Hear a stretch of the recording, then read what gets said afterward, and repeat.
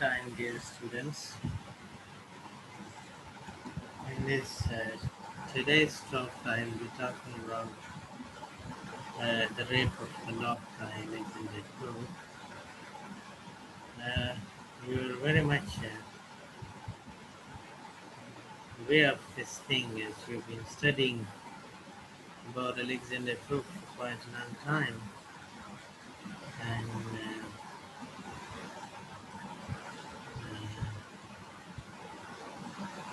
most probably you have gathered too much detail about him.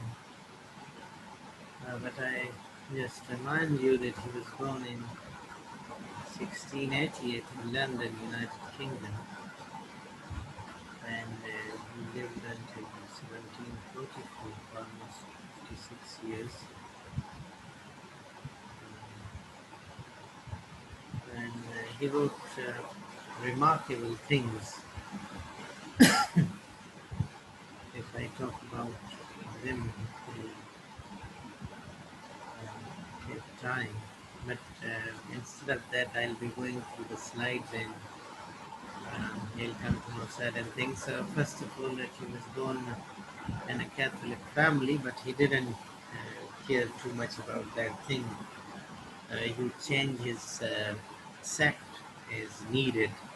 When he needed to be a Catholic, he was a Catholic, and when he needed to be a Protestant, he was a Protestant.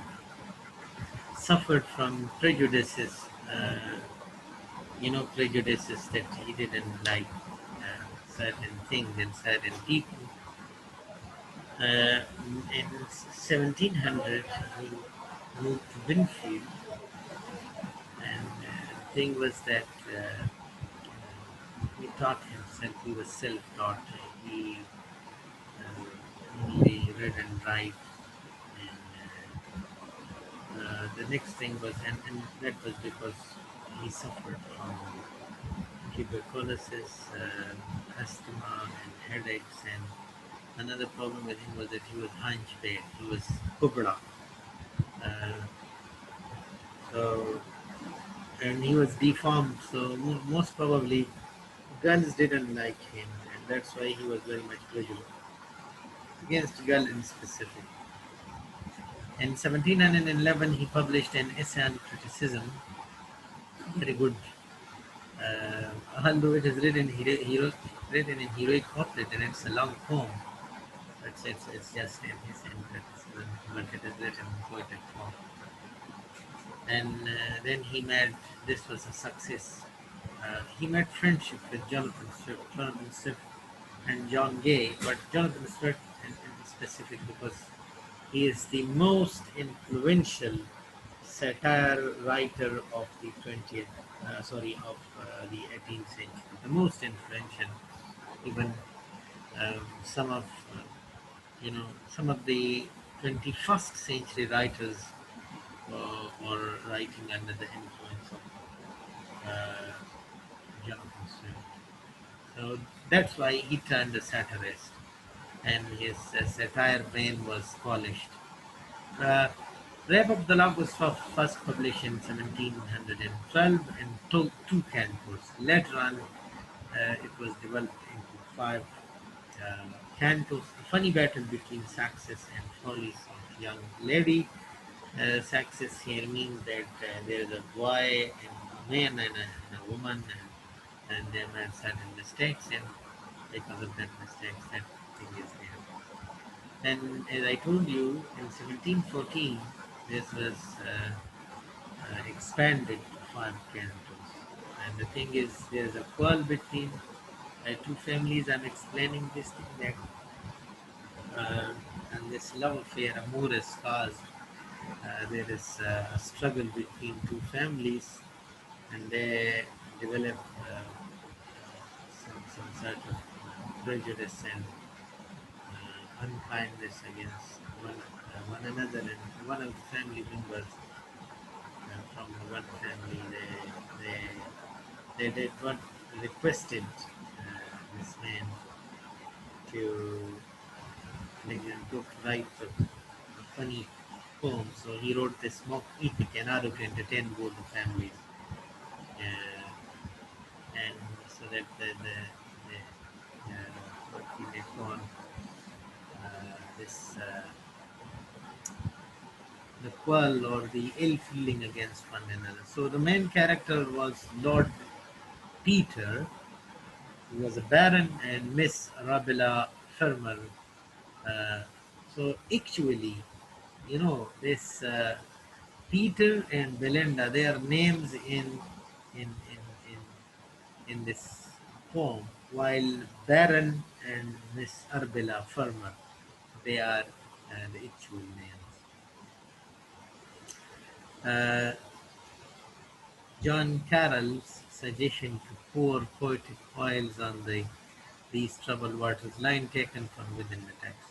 Hope that a little laughter might serve to soothe ruffled tempers, because these this love affair or this amorous affair had had ruffled the tempers of two families. So it might be that little laughter might serve to soothe ruffled tempers. And the message Alexander Pope wanted to convey this poem was that don't worry about trivial things. And the first line of the poem also says that thing. Um, Pope also translated the Iliad and Odyssey into English. Remarkable thing that he did, and this shows his intelligence. The first man to prove literature can raise writers. This is what he did. Then published another poem, that is Dunciad, in 1728, and then he became a professional satirist. And look at this remarkable statement from him: this sleepless themselves to give their readers sleep.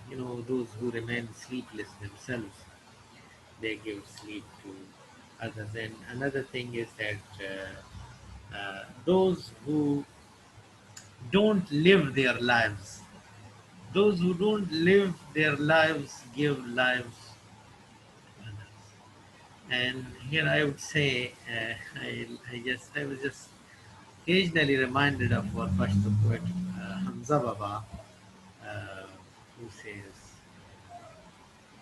Hamza,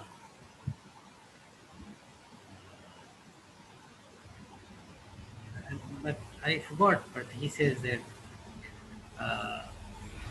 Tugu Tugu Darya mein Pala. That although I myself am thirsty, extremely thirsty, but I quench the thirst of others. And there is a very popular statement that rivers do not drink their own water, uh, trees do not eat their own fruit, sun doesn't enjoy its own light, rains, clouds do not enjoy um, its rain, and so many other statements are there. So actually, those who deny life to themselves, they give life to others. This is what. And he died in 1744, and with this, the age of Pope also ended. Now, here is a summary of Belinda wakes from the sleep. This is in Canto 1. She is sleeping, and there is a long description of that, how she sleeps. And this very popular line at lovers at 12 awake, and she has a dream. A dream is hovering over her, and the dream something bad is happening to her. So, and then Belinda prepares for a day's social activities from 12 p.m. onward. In the midday, she moves to toilet, and then she is involved with makeups, and she is a goddess standing before the mirror and seeing herself in the mirror. And then she starts worshipping herself, not worshipping anything else. She worships herself because she is goddess of this image. You might have something. Then in Canto 2, the travel on the Thames River. Thames is a very popular river in England. The prayer of the young adventure baron, the self's mission, self, those four types of creatures that have been brought into this thing, this supernatural machinery. Uh, uh, The young adventurer Baron selves mission to tend the fair.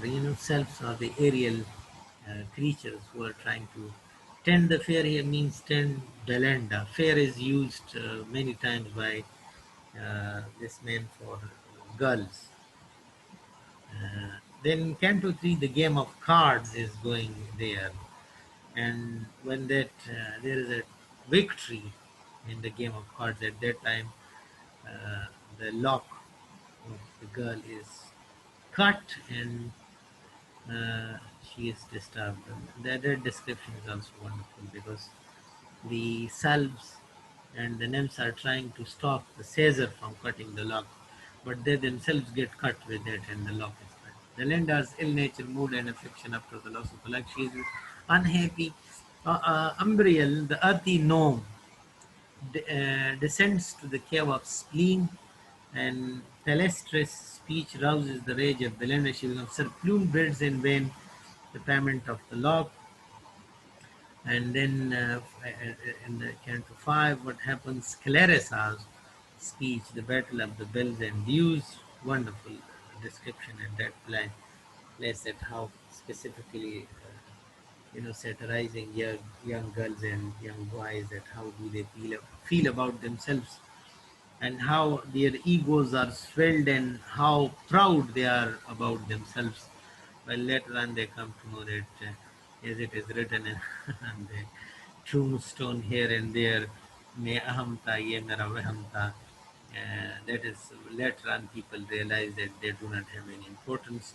In Pashto, we have this thing that "Fayavindu but khela nawranigi," and there are too many other things, but it's really late. I'll give you this thing that many times you might see that students in class 10th and 11, first year and second year, those who are in their late teens and in their early 20s, they commit suicide, and just a simple reason is behind that. That thing that their death will bring a destruction to the world. But that is just that thing that मैं अहम था ये मेरा वहम था. So that thing is there. Then in the poem, the lark rises to the heaven, becomes a star. I am following the sequence of the slides, although so writing style, it is epic. What is epic? Simply tell you, epic has a few characteristics, 5, 6 characteristics, and one of them is that it is a long poem and it is narrated. There is grand theme, grand language, sublime language and sublime theme is there, and supernatural machinery is there, uh, adventures are there, God is invoked to help in the construction of the poem. So they are the few characteristics of epic poem. But when it is mock epic, there is just one thing, and that thing is that the theme is not grand, the theme is not of any importance, it's a trivial and petty themes, and only this thing, the rest of the things are that the theme is trivial and pretty, and grand language is applied to it, adventurously represented, and supernatural machinery is involved. God of poetry or muse is invoked, and then the structure of the poem is that is a long narrative poem, elevated, grand style, great heroes and heroines. The setting is vast and geographical range, supernatural power. Uh, the theme is usually the adventure of a hero or a war invocate the muse, aid, ask epic questions, begin with in medias res, somewhere in the middle, use epithets and similes. They are further God's interference in human affairs is there. But when it comes to mock epic, yes, that's one thing is that a work designed to ridicule attitudes. This is important. Designed to ridicule attitudes, style, or subject matter by handling either an elevated subject in a trivial manner or a low subject with mock dignity. This has been from Carl, an author has been quoted in. Renders a trivial subject ridiculous by treating it with the elaborate. Again, that is Carl from this author. That is, compare small things with something great. Epic and mock-epic some invoke the air of the muse that is in this Kelyu and say what strange motive goddess that is in rape of the lock there, you know, that say what strange motive goddess could come till that is, you know, begin and mid is no, he is not just god are involved, spirit, self, gnomes, names are involved in entire thing. The epic questions are among the gods who brought this world on. This is from Iliad, that is by Homer, the ancient Greek. That is the epic question. But here, in the case of this Rape of the Lock, things are a bit different. Uh, Achilles fast in battle is a line from, you know, Homeric similes are there, long similes. Achilles fast, Achilles is the hero in Iliad. Fast in battle is a line. Hera, whose arms are white as ivory. You know, look at this now here. Quick as her eyes, bright as the sun. You know, these are the similes that are used in it. Epithets are also there. I'm not going to. Heroic couplet, the most important, is rhymed in every two lines. Iambic pattern equal to 10 syllables in each line. Alternate with stressed and unstressed syllables. This is the most important thing in that. There is a general journey to the underworld, that is the cave of spleen, ill nature, and of female hypochondriacs, and sacrifice often to gods before an important war or journey. Barren sacrifices is former love. Token, these are things there. Then there is cliches, frowns, and angry glances. Snuff and bodkin. So spoke the dame, the card game. You know, these are battles and adventures in the Rape of the Lock. And rape of the female chastity, very important thing is that according to Christianity, virginity is very important. In Christian literature, virginity of the female is as of male very important. But you know this lock, when lock is being cut, this is also a kind of. There are many other things which I would have shared with you people. Uh, okay, so now I am telling you you know, a few words about the, certain other things like which have not been mentioned in these slides. Essay on Man is another wonderful poem, and where he has recorded remarkable things.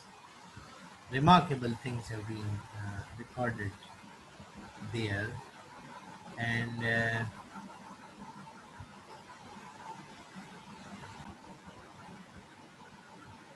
so now we are having a reading of certain lines from text, and that is, it begins here with this. This might be visible to you people. What dire offense from Anubis causes springs? What mighty contests rise from trivial things? I sing this verse to Carol Muse is due, this even Belinda Mills said to you. Slight is the subject, but not so the praise, if she inspire and hear through my lays. So in these few words, the subject matter is very much clear. That is, what dire offense, grand crime from amorous causes springs, from love affairs, grand crimes and fights takes place, dire offense, great, grand offense, great crime, unpardonable crime. From amorous causes, love affair springs, turns out to be. What mighty contests, mighty fights, strong, colossal fights rise from trivial things. استنوتها بالإنجليش كلب فتري باني خلق وجيلي كلج من وسم سم دي سوات ترى طرف سيو خطرناك وأخشي وتلس كساني gaya maya bane zama khali yawo wada cha patita wargali da waish da biya وما لكرا لجدلي غسريشتي أغير لجدلي واتيشتي. So look at this, what mighty contests rise from trivial things, although it is mockery, but in mockery there is something wonderful. I sing this verse to Carol News, that is news, that invocation to the news is due. This even Belinda may would say to you, Belinda may give some time to read it, as you know, they both are hurt. Uh, Carol has been refused Lord Peter in the sense, and Belinda has been hurt in that her lock has been read. Slight is the subject, trivial or petty is the subject matter of the book, but not so the praise. But the way I have dealt is not like that. My dealing and treatment of the slight subject is, if she inspired me through my life, you know, if Muse and she both they give they approve that whatever I have written. Say, now this is proper education. Say what strange motive goddess could compel a well-bred lord to assault a gentle belle. Belle here means girl, gentle bella. Yeah, but because of rhyme scheme, compel and belle, otherwise it is bella. Uh,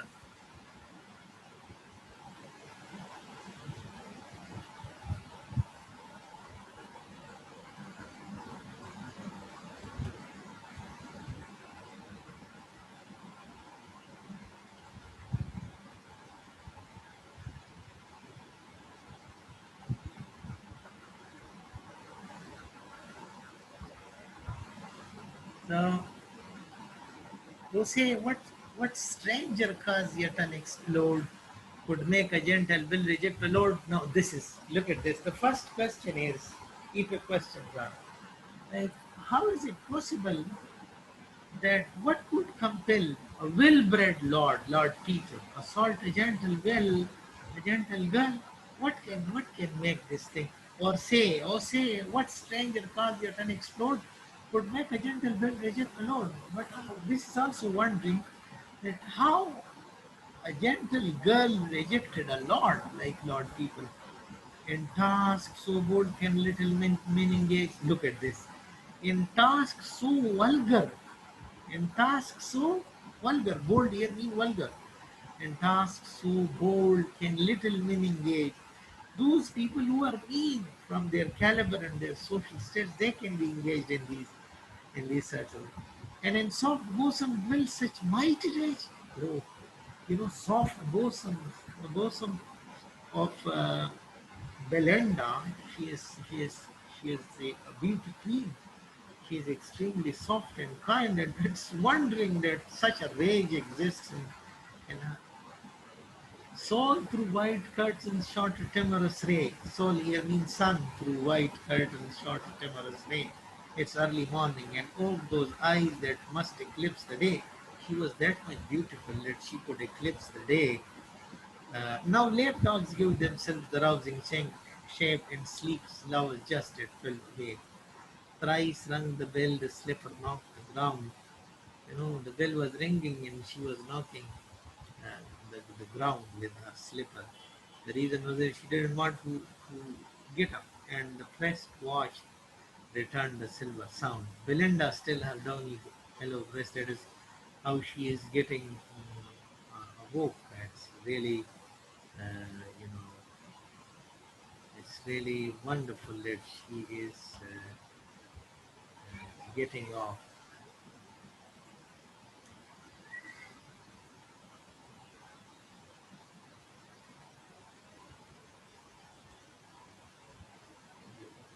Problem with things, you know, just trouble. Anyhow,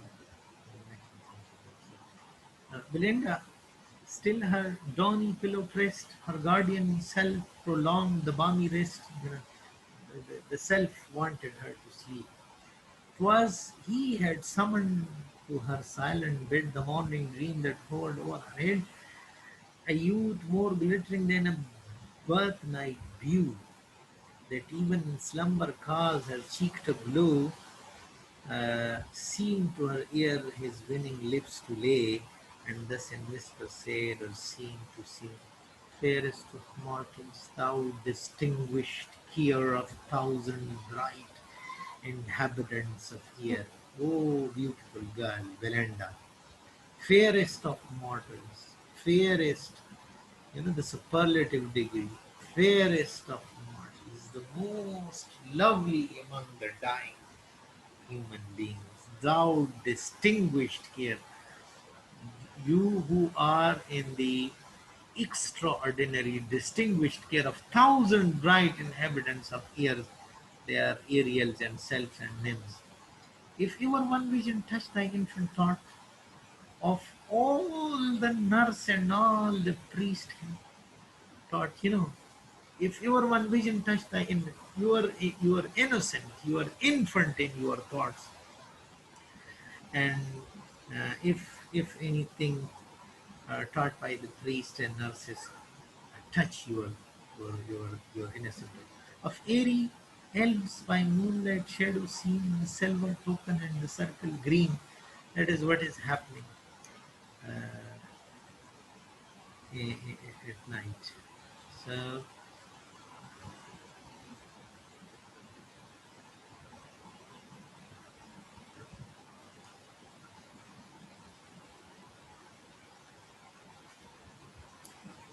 of airy elves the moonlight shadows seen, the silver token and the circle green, or virgins visit by angels powers. From here is a description of four types of how what happened to women, uh, how they, like when women die, they return to the world according to their things. But I'm searching for a few important lines instead of going for uh, a detailed description of the things. It's okay. Here is this line, and highlighting it so that these few I should.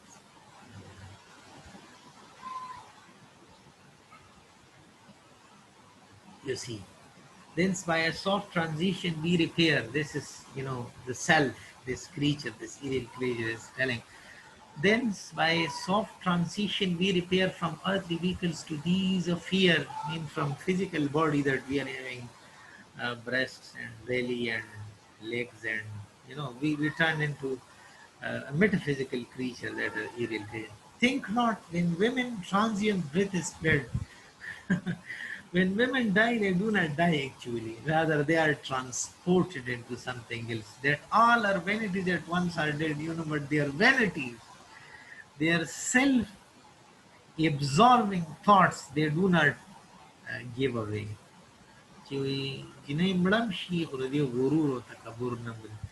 And though she plays no more or looks the cards, although she cannot participate in playing cards, but still she is searching. Her joy in gilded chariots when she is alive, so she loves to be charioted, mean that a number of people are circling her, and that is, she is being praised and loved, and love of Omber after death survive.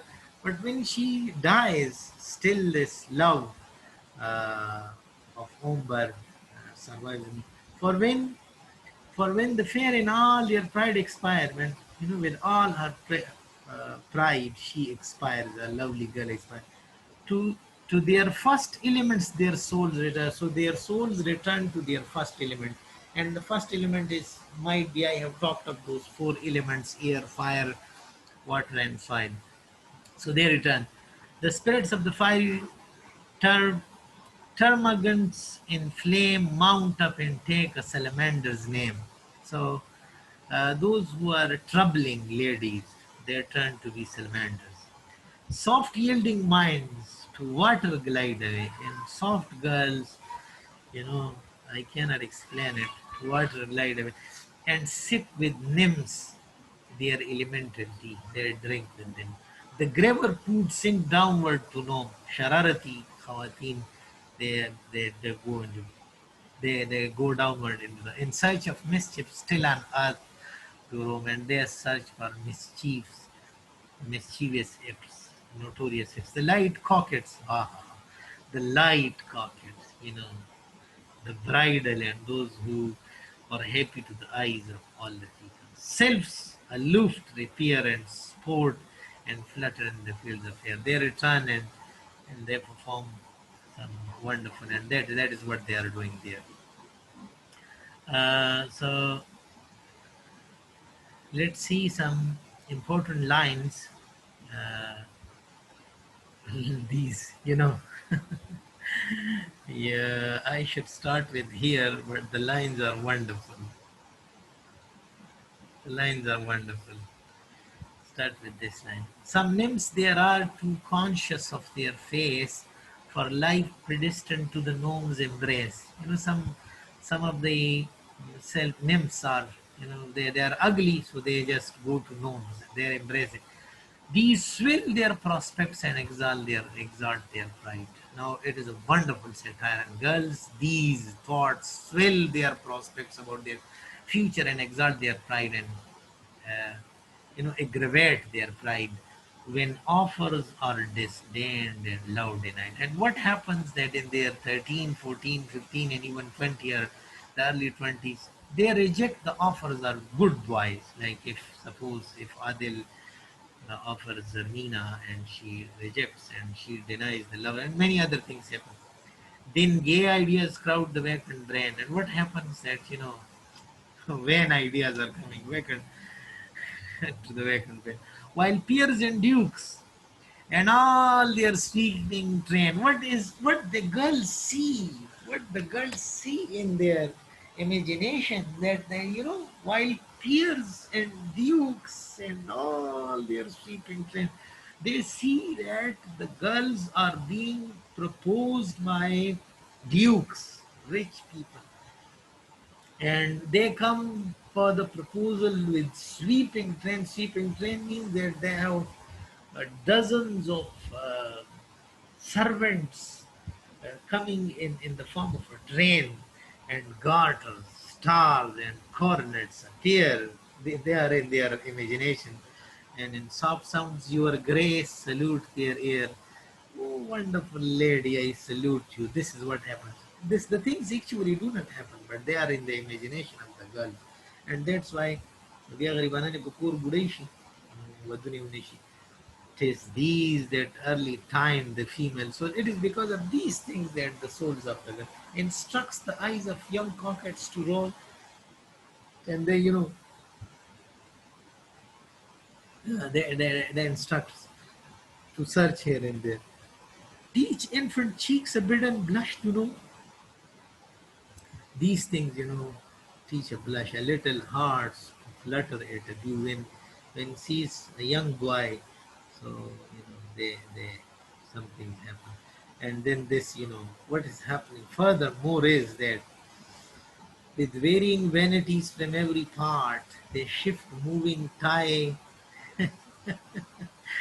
shop of their art with varying vanities from every part. They have vanities. They shift the moving toy shop of their heart. Oh, look at this. Like their heart is a toy shop, and they place too many people in it. And in their imagination, then what happens? Where wigs to wigs with sword knots strive, uh, views vanish, views and coaches strive. This is happening. This is happening in the imagination of the girls. That Whigs, referring to that political party of England, where Whigs with Whigs, Whig the people of the same party are fighting with one another because of a girl, with sword not strive, and they are fighting, striving, big views vanish, and young and smart boys, they kill one another for the sake of the girl, and coaches drive, and comrades after comrades fight only for the sake of this girl. That is very much importance of self-importance among the girl. They shouldn't mind it. There is a reason for it, because Alexander Pope was ugly, and there is a statement: if you're ugly, you're ugly. Do not make excuses. So he was ugly, Uh, he was dwarfish. He was hunched big, and he was not given any importance by he was not given any importance by what we call girls.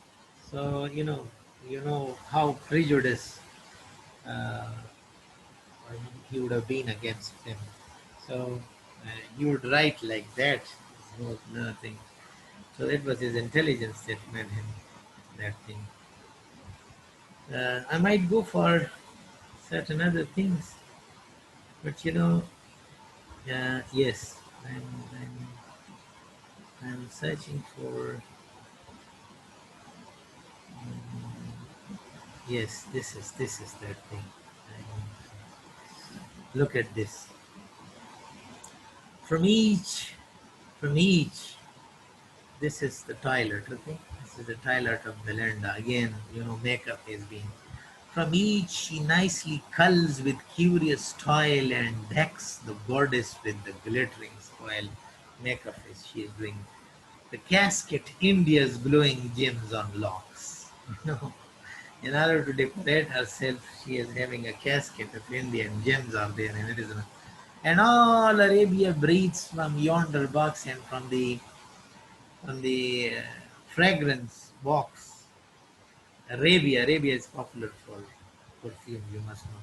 The tortoise here and the elephant unite. Wow, what a line this is. The tortoise here and the elephant unite.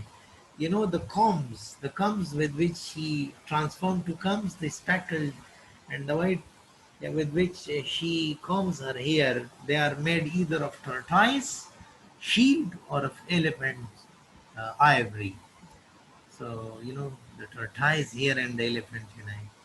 So her files of pins extended their shining rows, puffs, powders, patches, Bibles, belted dogs. This is satire. This is satire. And satire and that thing.